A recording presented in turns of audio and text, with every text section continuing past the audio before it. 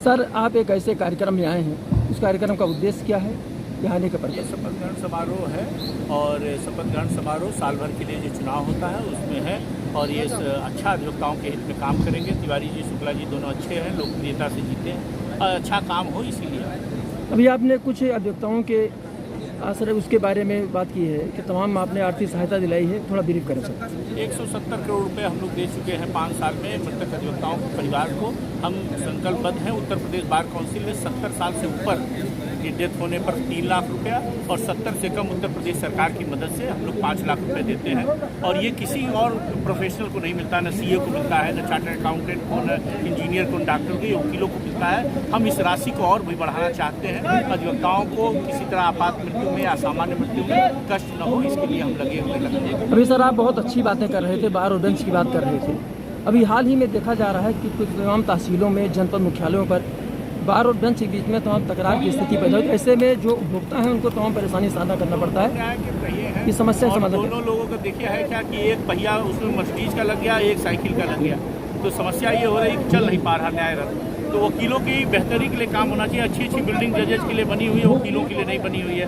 तो हमने तय किया है कि उत्तर प्रदेश की सारी कचहरी, सारी तहसीलें टीन मुक्त, मड़ई मुक्त, छपरा मुक्त और खपड़ा मुक्त करेंगे और इस दिशा में सरकार और बार काउंसिल पर्याप्त कदम उठा रहे हैं। सबसे सर वकील अधिक से अधिक अध्ययन करें, अच्छा काम करें, अच्छा आचरण करें और जिस तरह से वकीलों की गौरवमयी परंपरा है उसी दिशा में आगे काम करें और अच्छा काम वकील कर भी रहे हैं। वकील ही अन्याय के साथ लड़ता है, वकील ही बदलाव की बात करता है, वही वकील ही अच्छा काम करता है, समाज में हमेशा परिवर्तन। युवा वकीलों के बारे में क्या कहेंगे सर? युवा वकीलों को हम 3 वर्ष तक 5-5 हज़ार रुपये देना चाहते हैं। 1 करोड़ 60 लाख रुपये बार काउंसिल नोडल एजेंसी की हम वितरित कर चुके हैं। ये राशि में कोई अवरोध न हो, आगे भी वितरित हो, इस दिशा में करें। Thank you.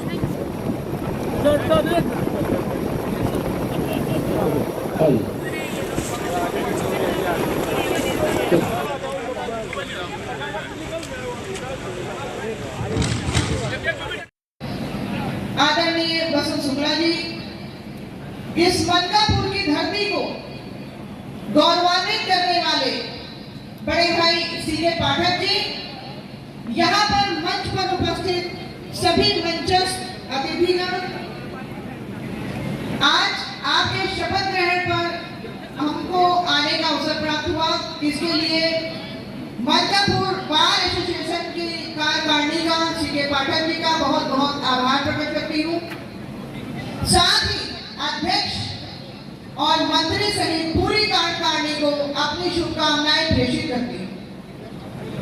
मलकापुर का चुनाव विपरीत परिस्थितियों में हुआ, कई महीने ये चुनाव टला। ये हमारी घर अंदर की बात थी, घर आंगन में रहती तो अच्छा रहता।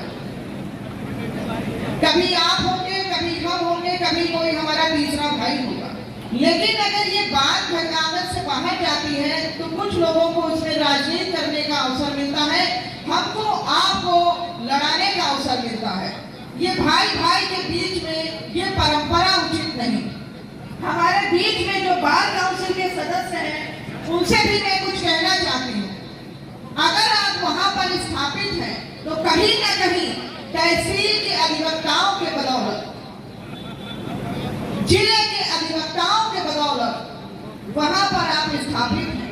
आपको हम लोग एक एक वोट, एक एक आशीर्वाद के रूप में देते हैं, तब आप बार काउंसिल में हमारा प्रतिनिधित्व करते हैं।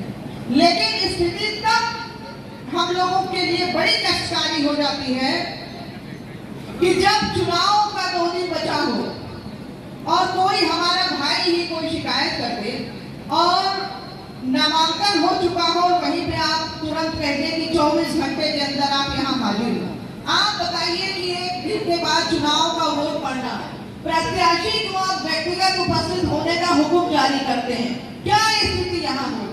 क्या चुनाव निरस्त करने का अधिकार है? पाठक भैया, चुनाव क्या आप निरस्त कर सकते हैं? अगर नहीं तो वो चीजें आपको स्पष्ट करनी होगी। ये गांव की राजनीति नहीं है, ये वकीलों के घर आंगन का चुनाव है। अगर वोट की सियासत के लिए ये तलबी का आदेश जारी होगा तो निश्चित रूप से भाई भाई का दुश्मन बनेगा। आप हमारे पारिवारिक सदस्य हैं, इसलिए हमने अपनी पीड़ा आपसे कही। ये दर्द है हमारा, जब आप 48 घंटे के अंदर किसी को को बुलाते हैं या किसी का नाम काटा जाता है तो तकलीफ होती है। अगर एक भाई से गलती होती है और हमारा बड़ा भाई इलाहाबाद की धरती पर स्थापित है तो उसको चाहिए कि हमारे घर आंगन की समस्या का समझा बुझा कर समाधान करे। अगर तानाशाही रवैया का आदेश जारी होता है तो यहाँ पर और दूरी पैदा होने का काम होता है, जो मेरे समझ से उचित नहीं है। और इसमें कहीं ना कहीं हमको राजनीति करने से बचना होगा और अपने भाई भाई को एक करने की परंपरा की शुरुआत करनी होगी। आज चुनाव में जो गतिरोध आया, आज कोई जीता कल आप जीतेंगे, इसमें कोई बड़ी बात नहीं है। ये कचहरी हमारी माँ है। आज पाठक जी को जिताया है, कल किसी श्रीवास्तव जी को आशीर्वाद देगी, परसों कोई ठाकुर साहब जीतेगा। माँ कभी अपने बच्चों में भेद नहीं करती है और हम लोगों को छोटी छोटी चीजों से बचना होगा। हमारा इतिहास, जैसे अभी पूर्व वक्ता प्रशांत सिंह अटल जी कहकर गए कि हमारा इतिहास बहुत गौरवशाली रहा है, तो हमको ये सदैव अपनी स्मृतियों में रखना होगा कि हमको अपने इतिहास को आने वाली पीढ़ी भी कहे कि जो हमारे अभिभावक स्वरूप यहाँ से गए उन्होंने भी अच्छा इतिहास रचा। ये ना हो कि जब वो इस सत्र के संस्मरण को याद करें तो उनका सर शर्म से झुके। तो इससे नई परिपाटी जो ये शुरू हो रही है, इसमें पूर्ण रूप से हमको बचना होगा और एकता का सूत्र आपस में पिरोना होगा। जन समस्याओं के मुद्दों पे एकजुट होना होगा, न कि एक दूसरे के बीच में खाई पैदा करनी होगी। अभी वक्ता बहुत है, अपनी बात कहेंगे और मलकापुर के तमाम अधिवक्ताओं के साथ तमाम पारिवारिक रिश्ते हैं।